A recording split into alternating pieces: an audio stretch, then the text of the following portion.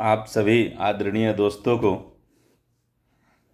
मैं यहाँ सऊदी अरब से जो देश का हालात हाजरा है, सिचुएशन है, उस पे कुछ अपना विचार व्यक्त करना चाहता हूँ। अभी मौजूदा समय में जो भारतीय जनता पार्टी की सरकार है, वो एक लोकतांत्रिक प्रक्रिया द्वारा चुनी गई सरकार है और उसके पास पूर्ण बहुमत भी है भारत के संविधान के मुताबिक। मगर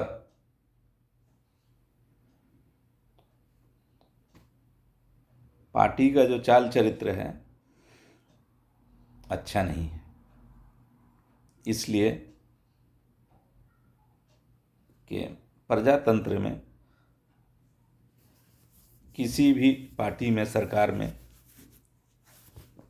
वहाँ निवास करने वाली जितनी भी जनसंख्या होती है और उन जनसंख्याओं का जितना मत होता है, धर्म होता है, जात होता है, उसके मुताबिक उस दल का कर्तव्य बनता है कि सबका प्रतिनिधित्व बराबर दें। मगर उसका जो मकसद है, उद्देश्य है, वो नहीं है। जब से गठन किया गया तब से और अभी तक, हालांकि प्रजातांत्रिक रूप से चुनाव जीत के आई है और प्रजातंत्र का बहुत सारा फेल्योरनेस भी होता है। आप अगर गहन अध्ययन करें तो ये भी कहा गया है कि प्रजातंत्र मूर्खों की शासन होता है। क्योंकि अगर कुछ परसेंटेज मूर्ख इकट्ठा हो गए और किसी एक व्यक्ति का चुनाव किया और बाकी जो है समझदार लोग इकट्ठा नहीं हुए और भिन्न भिन्न लोगों का चुनाव किया, और जब ये निकाला गया तो देखा गया कि मूर्खों ने एक व्यक्ति का अधिक संख्या में चुनाव किया, तो यानी मूर्खों की सरकार हो गई। उसी तरह से अभी का जो चुनी हुई सरकार है, उसका उद्देश्य यही है। वो 3% भारतवर्ष में निवास करने वाली ब्राह्मणवादी जो धर्म है, उसके उद्देश्यों को लागू करने के लिए जो है दल बनाया गया है और उस दल की सरकार है। उसने जो लोगों के सामने, नरेंद्र मोदी ने 2014 में ऐलान किया कि इस देश से भ्रष्टाचार मिटाएंगे, इस देश में रोजगार पैदा करेंगे, इसका आर्थिक विकास करेंगे। क्योंकि मैंने गुजरात में किया है और वो मैं सक्षम हूँ। मगर ये चीज़ इंसान के अंदर शिक्षा से आता। सबसे पहले तो नरेंद्र मोदी शिक्षित नहीं है। इससे पहले मनमोहन सिंह वित्त मंत्री रहते हुए नरसिम्हा राव के सरकार में, जो भारत की अर्थव्यवस्था बिल्कुल खराब हो चुकी थी, अपने नीतियों के द्वारा उसने एक जो है पूंजीवादी अर्थनीति जो है लागू किया और उससे उबारने की कोशिश किया और कुछ हद तक कामयाबी मिल गई। क्योंकि उस टाइम में बहुत सारा आर्थिक नीतियाँ बनाई गई, देश के उद्योग धंधों का उदारीकरण किया गया जो कि ज़रूरत था, लाइसेंसी राज से मुक्त किया गया, जगह जगह एक्सपोर्ट प्रोसेसिंग जोन बनाया गया ताकि देश में उत्पादित चीज़ों का विदेशों में बेचा जाए और उससे अर्निंग हो, हमारा फॉरेक्स रिजर्व बढ़े। ये सारा काम मनमोहन सिंह ने किया और इसमें जो है सक्सेस भी हो रहे। चूँकि एज एक अर्थशास्त्र के विद्यार्थी और मास्टर ऑफ इंटरनेशनल बिजनेस का विद्यार्थी होने के नाते इन सारे चीज़ों का समझ है। हमने जो है वो अर्थशास्त्र की साम्यवादी नीति को भी पढ़ा है और पूंजीवादी नीति को भी पढ़ा है। मगर उस टाइम में भारतवर्ष में पूंजीवादी नीति की ज़रूरत थी, मगर कुछ चीज़ों में पूंजीवादी नीति जो है कारगर साबित नहीं। उसमें विकास तो हुआ, उसमें लोगों का रोजगार तो मिला, मगर जो भारतवर्ष की जो है वास्तविक स्थिति है, इसमें गरीबों की संख्या अधिक है और जातीय व्यवस्था और धार्मिक इस तरह से जो है कुरीतियाँ पकड़ के रखा है कि उसी आधार पे जो है जो लोग सक्सेस हुए वो आज के ज़माने में, जैसे कि मीडिया में उदारीकरण किया गया, मगर जो भारत का वर्ण व्यवस्था है उस वर्ण व्यवस्था में एक वर्ण जो है शिक्षित था, डेवलप था, उसके अंडर में आया और आज के डेट में जो है अपने 3% जो आइडियोलॉजी है, 3% मानने वाले लोगों की आइडियोलॉजी है, उसको इस तरह से प्रसारित किया, लोगों को दिग्भ्रमित किया। विकास के नाम पे नरेंद्र मोदी ने क्या सत्ता में आ गए और सत्ता में आने के बाद आर्थिक नीतियों में तो उसने कोई भी बदलाव नहीं किया, उस पर अध्ययन भी नहीं किया।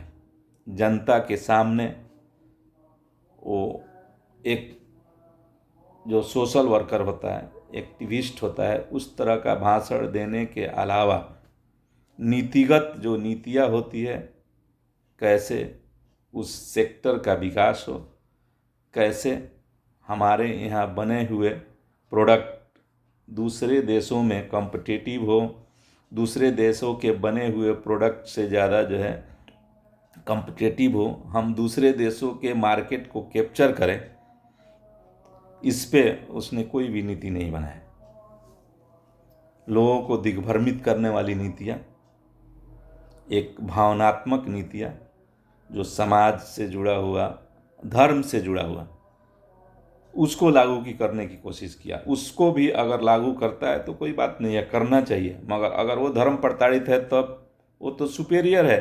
3% रहते हुए उन लोगों ने छाया हुआ है, तो उसके लिए भी वर्कआउट करने की ज़रूरत नहीं है। जैसे लालू यादव ने सामाजिक न्याय का नारा दिया 1990 में, भारत में उदारीकरण हो रहा था, वो उसका फ़ायदा नहीं उठा करके कुछ जातियों को सामाजिक न्याय देने का कार्य किया अपने 15 वर्ष के शासन व्यवस्था में, मगर उसकी ज़रूरत थी इसलिए कि सनातन युग से कुछ अपने को शिक्षित कहने वाले लोग शिक्षा पे अपना एकाधिकार, धर्म और समाज के गुरु इस तरह का वर्ण व्यवस्था बनाए थे कि वो जो है हमारा सेवक है, वो शूद्र है, वो जो है शासक है, वो क्षत्रिय है, वो सामंतवादी है, वो उसको गाली दे सकता है, उसके सामने वो खटिया पे नहीं बैठ सकता है, वो अच्छे से अपना शादी ब्याह नहीं कर सकता है, वो हमारे खेतों में काम के लायक ही पैदा हुआ है। ये जन्मजात जातीय व्यवस्था को जो है लालू यादव ने बेशक सुधारा और उस वक्त पे हम लोगों ने सपोर्ट भी किया उसके पार्टी को कि नहीं, सारे जो है मानव समान है। भले भारत का जो उदारीकरण की नीति है बिहार प्रदेश में लागू होगा या नहीं होगा, मगर ये बेसिक चीज़ है, जेन्युइन चीज़ है, इसमें भी सुधार होना चाहिए और हुआ भी। उन ताकतों को जो है राजनीतिक रूप से, सरकारी जरिए से, लालू यादव की दबंगई से उसको ख़त्म किया गया, उस कुरीति को, और हम लोगों ने सपोर्ट किया। जबकि हम भी उन 3% के मुताबिक हम भी जो है ऊंची जाति के, हमारा भी दबंगई रहना चाहिए, मगर ऐसा लगा, हमारे समाज के लोग भी ऐसा सोचते थे, मगर हमको ऐसा लगा कि नहीं, ये एक कुरीति है और इसमें सुधार होना चाहिए, और हम लोगों ने सपोर्ट भी किया। मगर अभी आज के टाइम में ऐसा कोई हिंदू धर्म पे संकट नहीं आया है, कोई भी दूसरा धर्म उसको बाह्य बल से, सामंतवादी तरीका से दबाने की कोशिश भी नहीं कर रहा है, उसके सोच को जो है प्रसारित मनाने से रोक भी नहीं रहा है। फिर भी ये सरकार विकास के नाम पे आकर के, जबकि लोग तो, भारत की जनता तो अधिकतर अशिक्षित है, और वो जातियाँ जिनको पीढ़ी दर पीढ़ी प्रताड़ित किया गया है, वो तो और अशिक्षित है। अगर उनका नेतृत्व सही नहीं है, लालू जैसे लोग था तो उनको नेतृत्व किया, अगर उस तरह का दबंग और जो है सच्चा इंसान जो है नेतृत्व नहीं करता है तो वो ज़रूर जो है दिग्भ्रमित हो जाएंगे।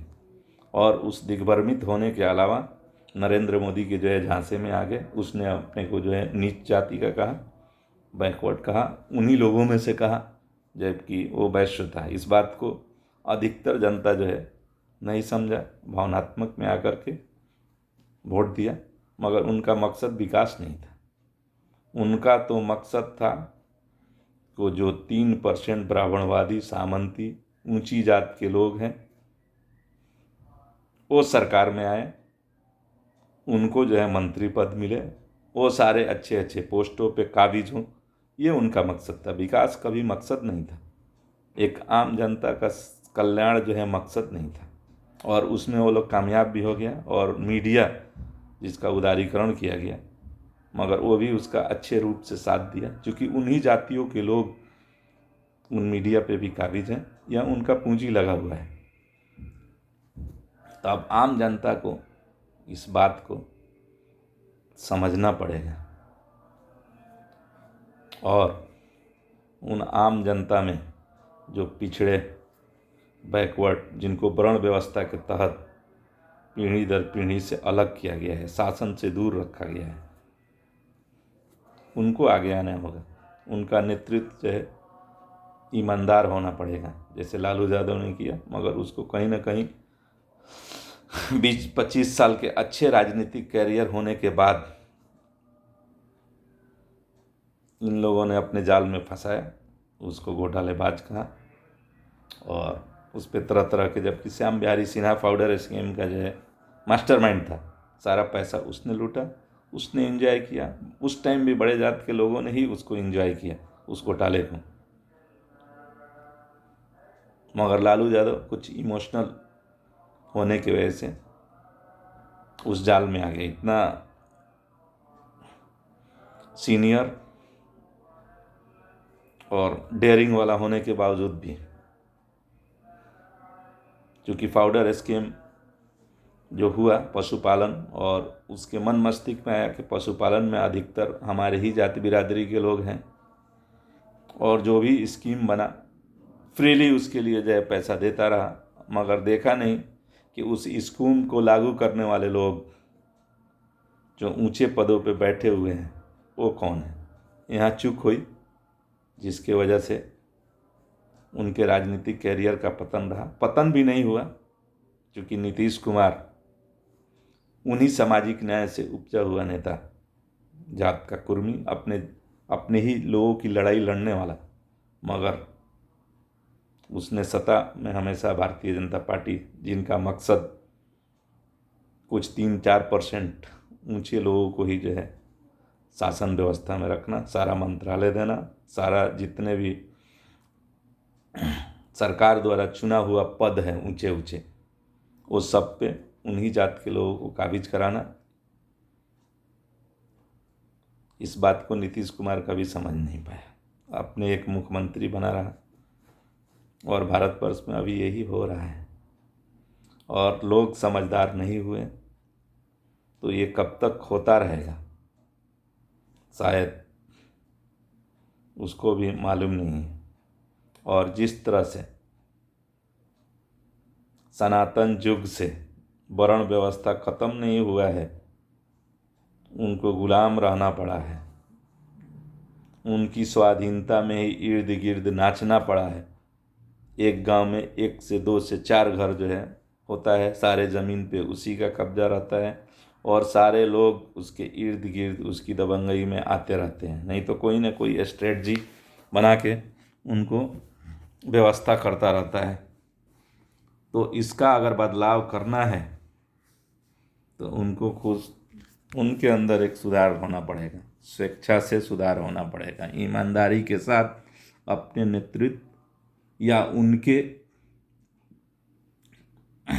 जो कल्याण के लिए गठित की गई पार्टियों का समर्थन करना पड़ेगा, और प्रजातांत्रिक तरीका से उनको सत्ता में लाना पड़ेगा। तब जाके ये व्यवस्था बदल सकता है। जहाँ तक मुसलमानों का बात है, तो मुसलमान तो हमेशा विकसित रहा है, मगर संख्या कम है और भारतीय जनता पार्टी के लिए मुसलमान एक मोहरा है। जितना ही उसके खिलाफ स्ट्रेटजी बनाया जाएगा, उस तरह के 3-4% हिंदुओं में जोश आती जाएगी। वो जोश भरने के लिए मुसलमान है। तो मुसलमानों को भी चाहिए कि उस आइडियोलॉजी, जो सामाजिक न्याय की आइडियोलॉजी है, उस तरह का पार्टी का ही समर्थन करे, मतदान करे उसके फेवर में, अगर चाहता है कि देश बचे। Otherwise no NRC, no CAA, जुलूस, झंडा इकट्ठा होते रहेगा, कुछ भी नहीं होने वाला है, क्योंकि उसका सत्ता तो आ ही नहीं सकता है। अगर सत्ता में आने की कोशिश भी करेगा, लोगों का समर्थन भी मिलेगा, तो बहुत सारा हथियार है रोकने के लिए।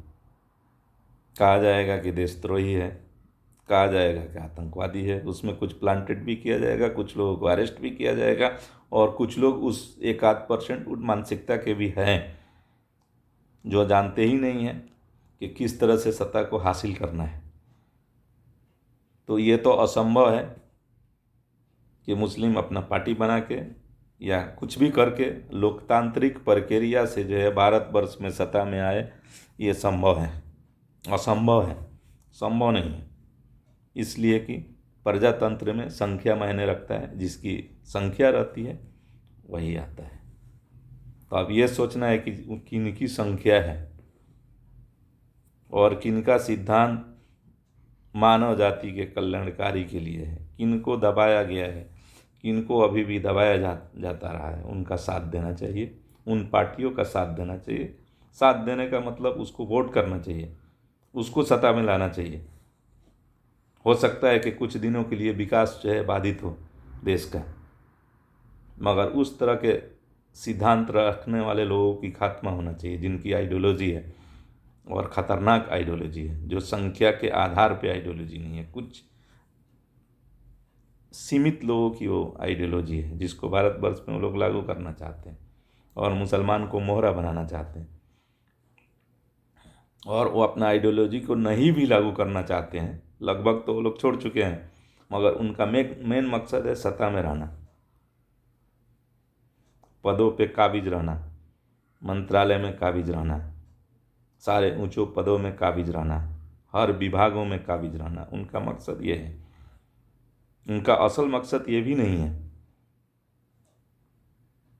अगर मकसद ये रहता कि अपने धर्म का प्रचार प्रसार किया जाए, उसको स्थापित किया जाए, तो जगह जगह जो है धर्म के प्रचार प्रसार करने के लिए केंद्र खोला जाता, वहाँ लोगों को इनवाइट किया जाता, उस पर पैसा खर्च किया जाता, लोगों को समझाया जाता कि ये हमारा मज़हब है, ये अच्छा है, इस पे चलिए, ये आपके कल्याण के लिए है। मगर ऐसा काम नहीं हो रहा है। वो तो सत्ता पे काबिज होने के लिए मजहब का भी इस्तेमाल किया जा रहा है। तो अब सोचना आप लोगों को है। आप सब बहुत जागृत हो चुके हैं और अगले चुनाव तक प्रिपेयर्ड हो जाइए और समझदार हो जाइए और अपने वोटों को, मतों को इकट्ठा कीजिए और ऐसे सिद्धांत वालों को जो है नकारिए, नहीं तो यही होता रहेगा, लोग दिग्भ्रमित होते रहेंगे। और ख़ास करके वो लोग जो सनातन युग से ही प्रताड़ित हैं। मुसलमान तो एक मोहरा है, आप सब समझदार हैं। लालू यादव के सिद्धांतों पे चलिए, सामाजिक न्याय के नारा को आगे लाइए, उसको एक मूवमेंट बनाइए, तभी कुछ हो सकता है। उसने लोगों को ताकत दिया, मंडल कमीशन लाया और उसी टाइम में ये साफ हो गया कि कौन उसके साथ है और कौन उसके विरोध में है। देश का दिशा निर्देश उस टाइम में साफ हो गया। मगर लालू यादव के पास और दूरदर्शिता थी, उसने मंडल कमीशन बिल पास कराया, पिछड़ों को जो है आरक्षण दिलवाया, उनको आगे लाया। और वही पिछड़ा, उस टाइम में भी वो पिछड़ा हिंदू था, मगर आज 3% आइडियोलॉजी के बहकावे में आके अपने को कुछ अलग साबित करने की कोशिश कर रहा है, जिसका नतीजा है कि वो लोग सत्ता में जो है आ रहे हैं। इसको रोकना है तो इन लोगों को समझना होगा कि वास्तविकता क्या है, आने वाले दिनों में होगा क्या। हम पिछड़े ही रहेंगे कि भारत के मुख्य पदों पे जाएंगे, भारत के मंत्रालय हमारे हाथ में होगा, शासन व्यवस्था हमारे हाथ में होगा। अगर नहीं चाहते हैं तो यही होगा, मुसलमान तो प्रताड़ित रहेगा, इसलिए कि मोहरा है।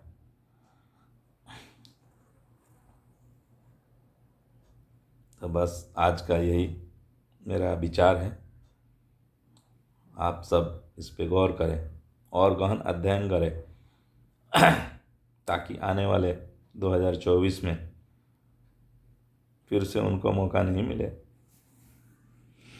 ओके दोस्तों, जय हिंद।